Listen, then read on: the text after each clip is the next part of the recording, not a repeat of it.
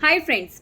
Network marketing एक ऐसी industry है जो कि भारत में करीब 30 साल पूरे कर चुकी है। और इन 30 सालों में इस इंडस्ट्री ने ये प्रूफ भी कर दिया है कि सबसे ज़्यादा आम से खास बनाने वाली कोई इंडस्ट्री है तो वो यही इंडस्ट्री है। और बहुत सारे लोग हमारे आसपास में ऐसे भी हैं जो कि इस इंडस्ट्री में काम करना चाहते हैं, लेकिन सबसे बड़ा सवाल जो है वो ये होता है कि कौन सी कंपनी को चूज़ करें। क्योंकि नो डाउट ऐसी बहुत सारी कंपनीज इस बीच में मार्केट में आई जिन्होंने लोगों का विश्वास तोड़ा। तो फिर हम कौन सी कंपनी को चूज करें, कौन सी कंपनी लीगल है, कौन सी इलीगल है, कौन सी केवल लोगों को बेवकूफ़ बनाने के लिए आ रही है या स्कैम है, या कौन सी कंपनी आपकी पूरी की पूरी लाइफ को चेंज कर सकती है, आपको एक बेहतर ज़िंदगी दे सकती है। दोस्तों ये सवाल बहुत बड़ा है। आइए आज इस सवाल का आंसर मैं आपको देने की कोशिश करूंगी और आज आपके साथ में शेयर करूंगी वो 5 ऐसे क्राइटेरिया जिसके बेसिस पर कोई भी नेटवर्क मार्केटिंग कंपनी को आप चूज कर सकते हैं। तो फ्रेंड्स, सबसे पहला जो क्राइटेरिया है वो है कंपनी का प्रोफाइल, यानी कि कंपनी का बैकग्राउंड क्या है। ये देखना बहुत ज़रूरी है कि आप जिस कंपनी को चूज़ करने जा रहे हैं उसको कितना समय हो गया। अगर कोई कंपनी 5 साल से ऊपर इस इंडस्ट्री में पूरे कर चुकी है, इट मीन्स वहाँ पर आप विश्वास कर सकते हैं।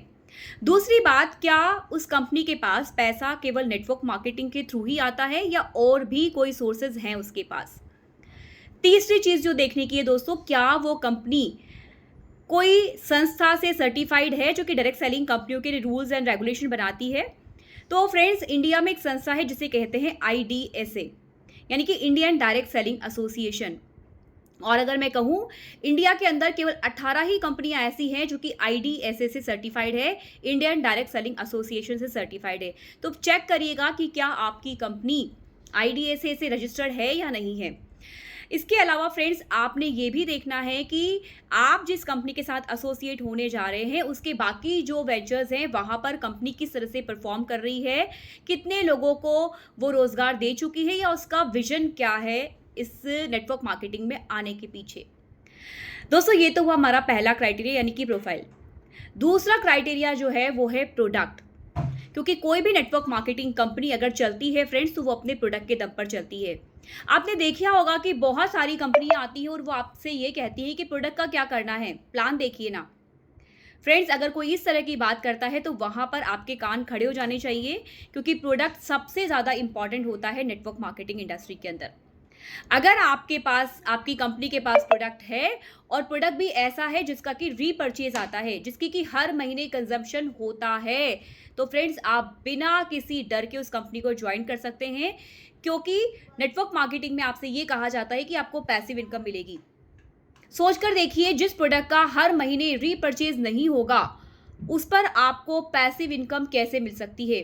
अगर आपने एक बार टीम बना दी और वो टीम हर महीने सामान नहीं परचेज कर सकती, वो उनको हर महीने ज़रूरत ही नहीं है, तो क्या आप वहाँ पर बड़ा काम कर पाएंगे।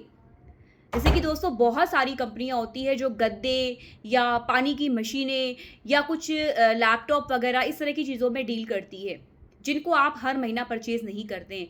तो अगर आपकी कंपनी के पास FMCG प्रोडक्ट है, यानी कि फास्ट मूविंग कंज्यूमरेबल गुड्स हैं, तो आप डेफिनेटली उसको ज्वाइन कर सकते हैं। एक और दोस्तों इंपॉर्टेंट फैक्टर होता है प्रोडक्ट्स के अंदर। अगर प्रोडक्ट तो है कंपनी के पास, लेकिन प्रोडक्ट जो है वो क्वालिटी वाले नहीं है, यानी कि उनकी क्वालिटी बहुत ही ज़्यादा पुअर है, तो आपको वहाँ पर सोचना पड़ेगा। क्योंकि एक बार प्रोडक्ट बिक जाएगा, 2 बार बिक जाएगा, तीसरी बार प्रोडक्ट बिकेगा नहीं, तो आपकी रीपरचेज आएगी नहीं। और रीपरचेज नहीं आएगी तो या तो आपकी टीम टूट जाएगी, या फिर होगा क्या फ्रेंड्स, या फिर वो लोग दोबारा दोबारा प्रोडक्ट बाय करेंगे नहीं और आपकी पैसिव इनकम बनेगी नहीं।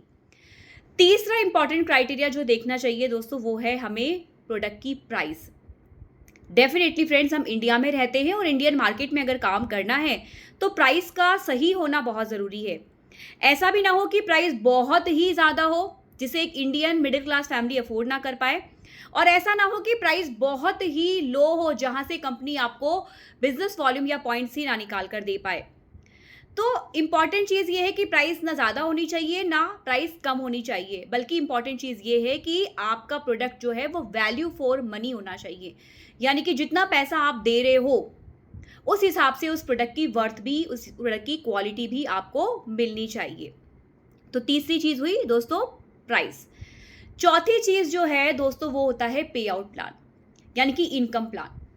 कंपनी आपको जो पैसा दे रही है, वो किस तरह से दे रही है? कई सारी कंपनीज़ आपको ये दावा करती है कि आपको केवल लोगों को जोड़ने का पैसा मिलेगा। फ्रेंड्स, ये वही कंपनियाँ होती हैं जो कि जॉइनिंग पर फीस लेती है। तो ध्यान रखिएगा, अगर आपका कोई जॉइनिंग अमाउंट है तो वहाँ पर आपको सोचने की ज़रूरत है कि जब-जब आप लोगों को जॉइन करवाएँगे तभी आपको पैसा आने वाला है। यानी कि आप अगर केवल जॉइनिंग पर पैसा कमाते हो, जिस महीने आपने जॉइनिंग नहीं करवाई उस महीने आपको पैसा नहीं आता, तो इसका मतलब आप पैसिव इनकम यहाँ पर नहीं कमाने वाले हो। इम्पॉर्टेंट चीज़ ये है कि कई सारी कंपनियाँ ऐसी भी होती हैं जहाँ पर आपने जो मेहनत करी, वो केवल 1 महीने के लिए हर महीने आपको ज़ीरो से स्टार्ट करना पड़ता है।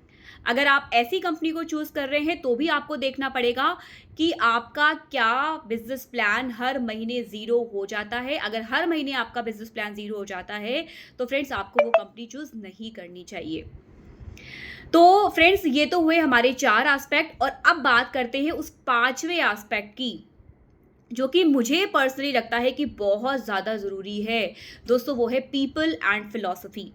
जिस भी कंपनी के साथ में आप एसोसिएट होने जा रहे हैं, क्या वहाँ पर आप अपने परिवार को भी लेकर जा सकते हैं? क्या आप और आपका परिवार वहाँ पर कंफर्टेबल फ़ील करता है?